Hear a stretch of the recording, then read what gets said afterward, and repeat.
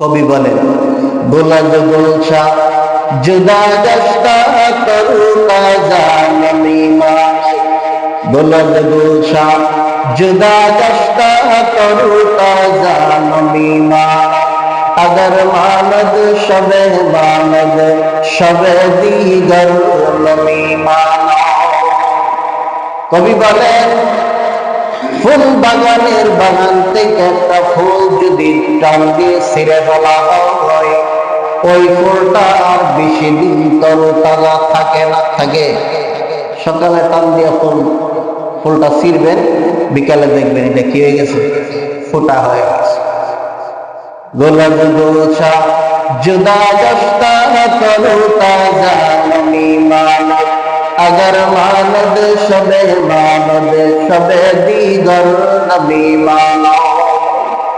कवि বলেন, ফুল বাগানের ফুল যেরকম টান দিয়ে ছিঁড়ে ফেললে বেশিক্ষণ তরতাজা থাকে না, এই দুনিয়ার যুবক যুবতীরা ভালো করে শোনে না।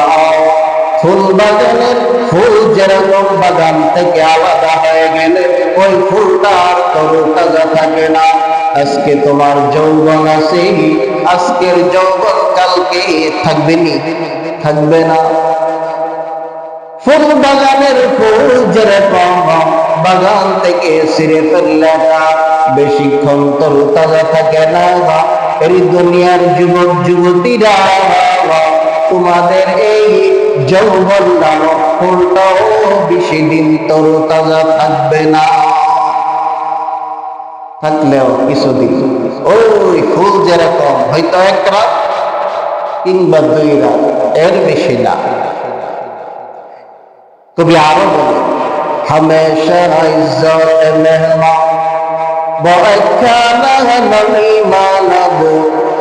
हमेशा इज्जत मेहमान बरखाना नमी मानद।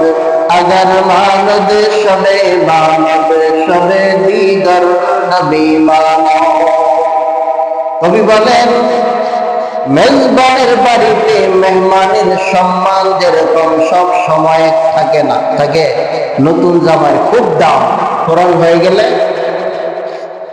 हमेशा इज्जत मेहमान बरखाना नमी मानद। अगर मानद शबे मानद शबे दीगर नबी माना। মেজবানের বাড়িতে মেহমানের সম্মান যেরকম সব সময় এরকম থাকে না, এই দুনিয়ার যুবক যুবতীরা তোমাদের এই যৌবন কাল সব সময় চিরস্থায়ী থাকবে না। নবী বলেন, শাবাবাকা ক্বাবলা হারামিক। বৃদ্ধ হওয়ার আগে আগে যৌবন কালটাকে কাজে লাগাও। যৌবন কালের একটা সেজদা বৃদ্ধকালের 70টা সেজদার চাইতে